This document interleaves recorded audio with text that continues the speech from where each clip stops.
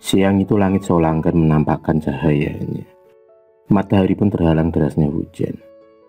Pak Kusmin masih tertunduk lemas di warung soto miliknya.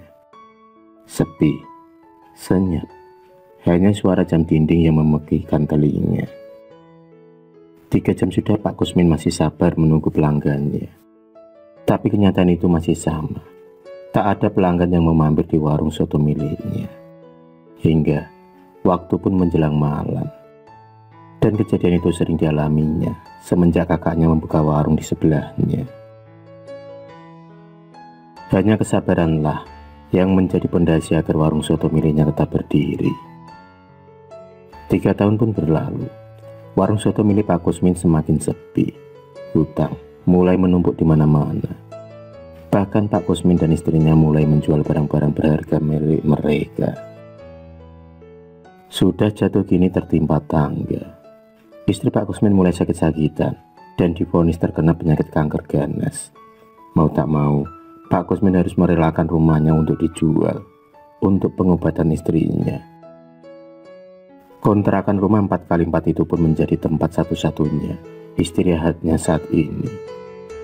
Cibiran mulai tersungging dari mulut tetangga. Apalagi anak perempuannya yang bernama Dila sering pulang malam tanpa tahu Dila bekerja sebagai apa. Mereka langsung mengecap kalau putri satu-satunya Pak Kusmin itu perempuan nakal.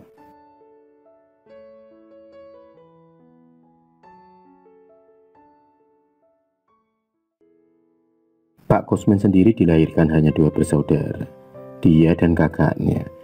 Tapi Pak Langit dan Bumi, Pak Kusmin memiliki sifat yang sangat berbeda dengan Pak Rusdi, keluarga satu-satunya yang dimilikinya saat ini.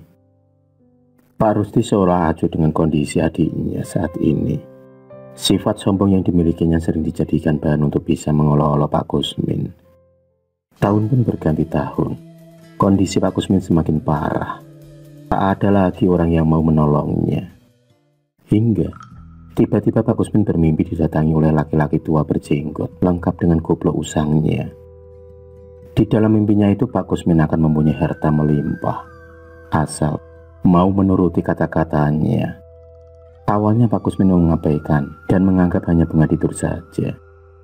Tapi anehnya mimpi itu masih sering muncul hingga 4 malam berturut-turut.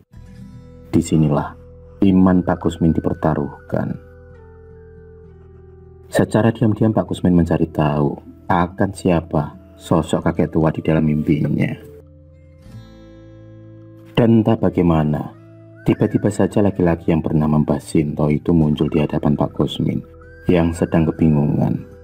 Dan dengan sekejap, Pak Kusmin berada di gubuk tua di area hutan jati.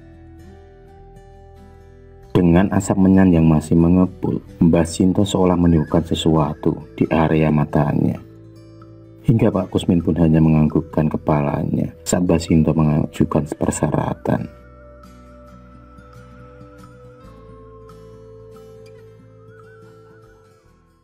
1 jam kemudian, Pak Kusmin pulang dengan senyuman yang merekah. Senyuman yang sudah lama hilang dari dirinya. Dila yang tanpa heran mencoba mendekati dan bertanya kepada ayahnya. Disinilah perbincangan dimulai. Kita bisa menjadi orang kaya raya, Nduk, ucap Pak Kusmin dengan nada sumringah. Dila semakin heran dan penasaran dengan kata-kata ayahnya itu. Setelah menceritakan semuanya, Dila pun setuju dengan putusan Pak Kusmin. Saya setuju, Pak. Dila sudah bosan hidup susah, dihina, dicaci. Apalagi setelah mengingat perlakuan Pak Rusdi pada keluarga kita. Ucapan Dila semakin menambah tekad Pak Kusmin untuk melaksanakan perintah Mbah Sinto. Malam berikutnya yang bertepatan dengan malam Jumat Kliwon, Pak Kusmin bersama Dila beranjak melangkah ke rumah Mbah Sinto. Entah bagaimana, mereka dengan sekejap sampai di gubuk Mbah Sinto, yang bisa dikatakan sangat jauh dari kontrakan Pak Kusmin. Kowe wis siap, Nduk, ucap Mbah Sinto sambil membakar menyan. Dila hanya mengangguk dan pasrah menuruti kata-kata dari kakek tua itu. Pengantin pocong hitam. Itulah ritual pesugihan yang dijalani Pak Kusmin saat ini, di mana Dila akan dikawinkan dengan sosok pocong dan harus siap digauli makhluk gaib itu kapan saja. Setelah persyaratan dilakukan, Dila disediakan kamar khusus, dan kamar itulah saksi dari semuanya. Gelap, tanpa ada cahaya sedikit pun, tapi Dila dapat menikmati sensasi malam pertamanya dengan suaminya. 3 jam kemudian Mbak Sinta mengetuk pintu kamar dan melihat Dila yang bermandikan keringat. Segera Mbak Sinta menyuruhnya mengelap sisa-sisa lendir di tubuhnya untuk nanti dijadikan kuah soto dengan cara mencampurkannya. Pulanglah dan lihat di atas kasurmu, Nduk, kata Mbak Sinta.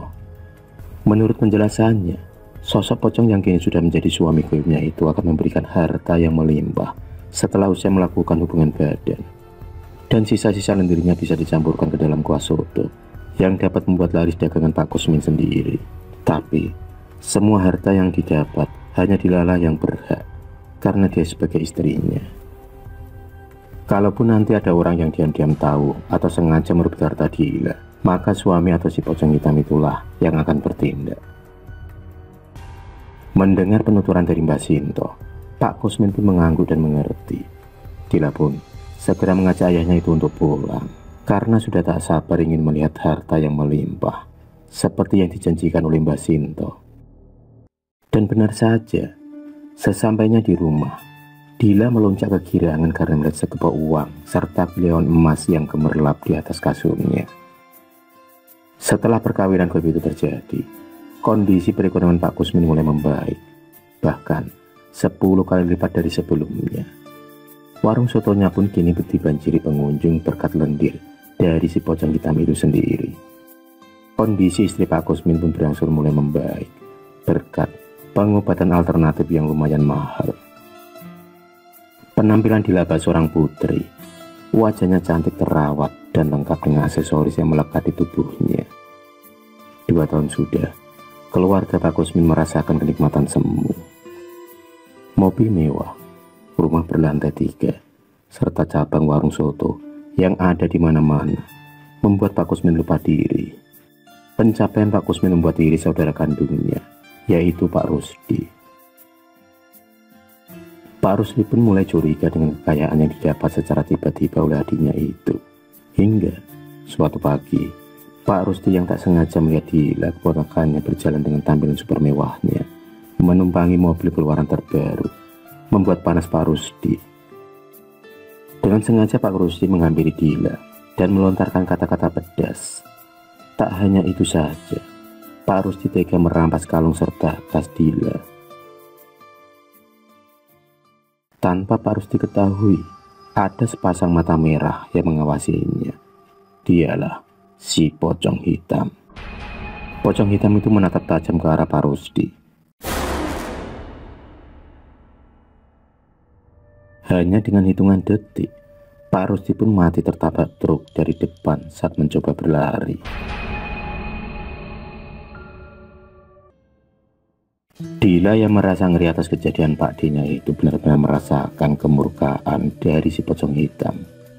Dan hal itu semakin membuatnya takut. Dengan berjalannya waktu, Dila pun merasakan kehampaan sebagai wanita pada umumnya. Dia ingin merasakan hidup normal dan mempunyai pasangan manusia sama sepertinya. Pernah, suatu kali dia mengutarakan niatnya untuk berhenti dari kemusyrikan ini. Tapi Pak Kusmin menentangnya. Laki-laki itu sudah terlena akan duniawi tanpa menghiraukan masa depan anaknya. Pernah suatu hari ada seorang pemuda yang melamar Dila, tapi pemuda itu langsung tewas secara tak wajar. Dan tentu saja, semua itu akibat ulah dari si pocong hitam yang sudah menguasai jiwa dan raga Dila. Tanpa disadari, mereka sudah dijadikan tumbal oleh Pak Kusmin.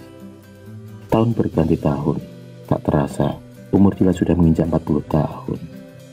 Di usianya ini seharusnya Dila sudah mempunyai keluarga lengkap dengan anak-anak yang lucu. Hidupnya kini semakin hamba. Ayahnya juga semakin tua dan ibunya baru saja meninggal. Tak ada laki-laki yang mau mendekatinya karena sudah dipastikan mereka akan mati sia-sia. Uang yang dimilikinya semakin tak ada artinya. Tubuhnya kini kurus kering karena sukmanya dihisap oleh si pocong hitam. Akibat sejak malam harus melayani dari maghrib hingga azan subuh berkumandang. Sungguh, batin Dila pun tersiksa. Hari itu Dila sudah bertekad bulat untuk menghentikan penyiksaan ini.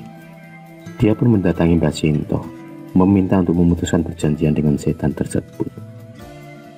Tapi silanya rumah Mbak Sinto lenyap beserta orangnya.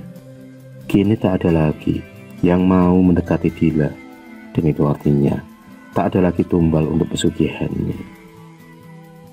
Karena sudah 2 purnama Pak Kusmin tak menyediakan tumbal, akhirnya Pak Kusmin lah yang menjadi korban.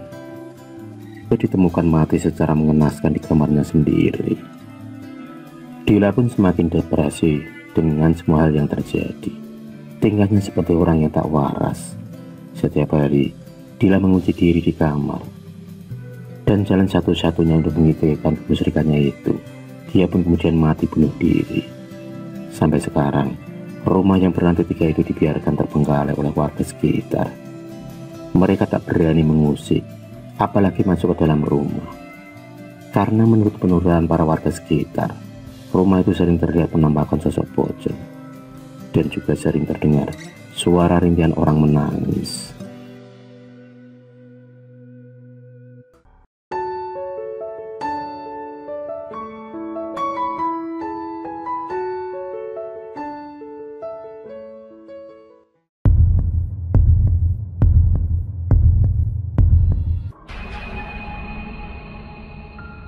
Terima kasih sudah menonton video cerita bergambar ini. Klik subscribe untuk terus mendapatkan video-video cerita bergambar selanjutnya. Semangat berkarya.